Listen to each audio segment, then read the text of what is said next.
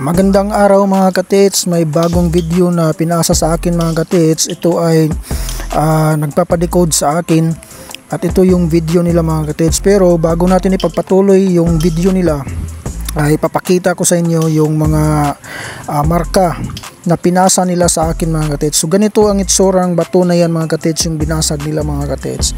So ito yan, para siyang turtle, no? Parang turtle back siya. So napakagandang tingnan mga katits, yung marka nasa gitna ng creek at yung forma niya ay talagang turtle back. So kung nakikita nyo yung turtle back mga katits ay talagang meron siyang iba't ibang uri ng bato na sinalpak doon na parang hinalo na nilagyan ng simento, ano, talagang tinatrabaho talaga siya. Pero hindi natin masasabi mga katits kung yun ba ay may laman. Kaya titingnan muna natin yung ibang mga marka mga katits na pinasa nila sa akin. So ito yung postura ng bato mga katits kapag nasa top ka, kapag nagpipicture ka sa top, yung hugis ng bato na parang turtle back ay naghuhugis puso siya mga katits. So isa lang ang ibig sabihin yan, merong item nasa paligid or nakatanil sa ilalim mga katits, or may tunnel dyan sa area na yan, sa creek na yan, sa gilid ng creek na yan, or may item na nasa paligid lang o nasa unahan mga katits. So yan yung ibig sabihin yan. So ibig sabihin merong mahalagang bagay na tinago sa area na yan mga katits. So ito yung view ng batong na turtle back mga katits sa front. Kung nakikita nyo ay may tatlong butas siya dyan. May dalawa sa harapan at saka may isa na nasa top. So kung titingnan mo mga katits, ito ay naka-triangle formation na pagka-ukit sa mga butas mga katits. Yung isa na nasa gitna, nasa itaas ay butas talaga siya, no, na pwedeng mapasok yung daliri natin. Itong nasa front ay para siyang mata.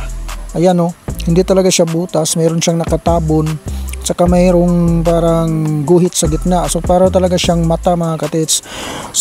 So meron siyang dalawang ibig sabihin mga katits sa markang ito mga katits.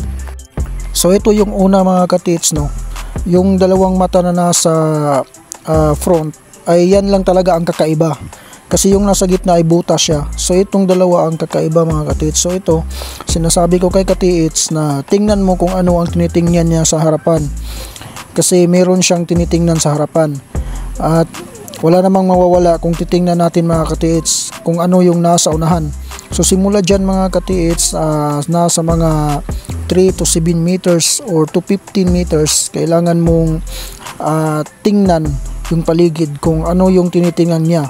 Kung meron siyang nakikitang, pero pag meron siyang tinitingnan na bato na malaki or punong kahoy na lumang kahoy, so meron siyang ibig sabihin mga katits. So yung tinitingnan niya ay merong sekreto. At pwede ring tingnan kung merong iba pang marka na nagpapasa kung saan pa yung ibang tinuturo na marka. So ganyan talaga ang mga Hapon mga katits, ay pinasa-pasa nila yung mga marka bago mo marating, bago mo matagpuan kung saan talaga ang eksaktong dig site o saan talaga nakatago yung deposito mga katits. So yan yung una, no, na pagbasa ko nito, itong dalawang butas na parang mata na mayroong tinitingnan. So kailangan mong tingnan kung ano yung tinitingnan niya sa harapan. At ito yung pangalawa mga katits.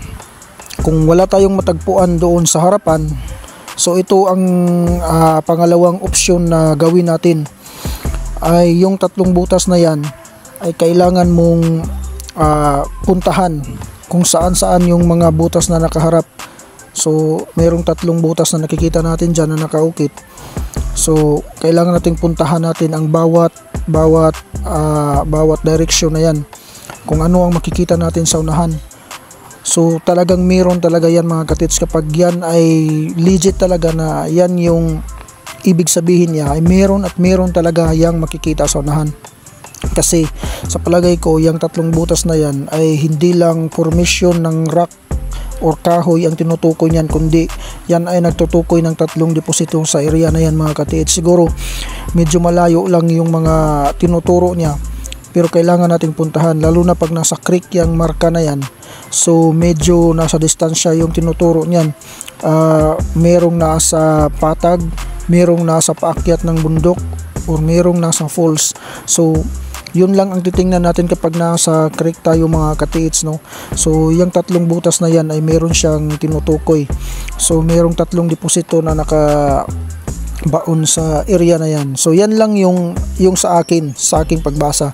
So pwede naman kayong mag-comment sa baba para naman malaman ng iba kung ano yung mga opinion nyo sa markang itong mga katiits, at para malaman din ng ating katiits kung ano ang ibig sabihin yan, at makakuha pa siya ng ibang ideya mga katiits. So ayan mga katiits.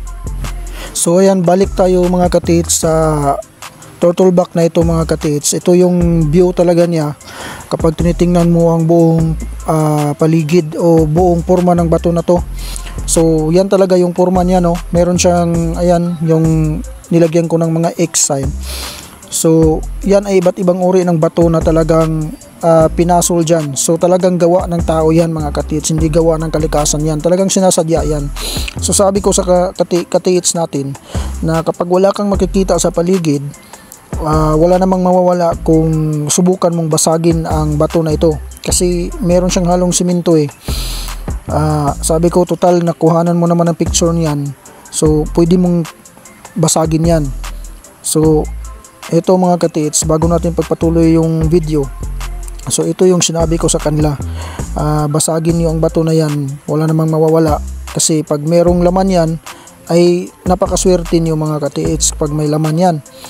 So kung walang laman yan, so yung mga butas na sinasabi ko, yun ang dapat na sundin nyo, kasi meron at meron talagang tinuturo yan, at matatagpuan nyo yan yung hinahanap nyo. So yun nga lang, di natin alam kung gaano kalalim yung mga pagkabaon. Depende na yan sa mga marka na matatagpuan natin sa mga area na tinuturo ng mga butas na yan mga katiits. So doon pa natin malalaman kung gaano kalalim. Pero sa tingin ko mga katiits, yung dalawang butas na parang mababaw lang, yun ang parang merong mababaw, kasi yung isang mata na parang meron siyang tabas sa gitna, one item yun mga katiits, no, na tinitingnan niya. So pwedeng mababaw lang yun mga katiits. Meron talagang giveaway yan kasi tatlo yan eh. So pasok siya sa small, medium, and big deposit. So yung small ang hinahanap natin. So pag swertihin sila katiits ay talagang napakaswerte nila mga katiits. So ayan, ipagpatuloy na natin yung video mga katiits na pinasa nila, dahil yung bato na mismong turtleback ay talagang binasag nila mga katiits. Tingnan natin kung ano yung makikita nila or ano yung makukuha nila mga katiits. So ito yung unang pagbabasag nila sa bato mga katiits. So ito yung part 1 ng mga katiits. Hindi nila natapos ang pagbasag nito kasi napakatigas daw yung bato, kasi meron talagang simento So sana swertihin sila. So sa susunod, abangan natin yung pangalawang update, kasi sabi niya isisend nila, babalikan nila yung area na yan. So abangan na lang natin mga katiits. Galagtek again na. Ano ko daw?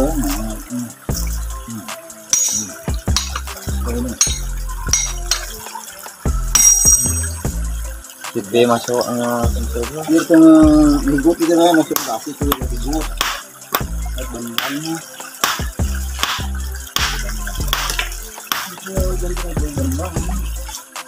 Ganda.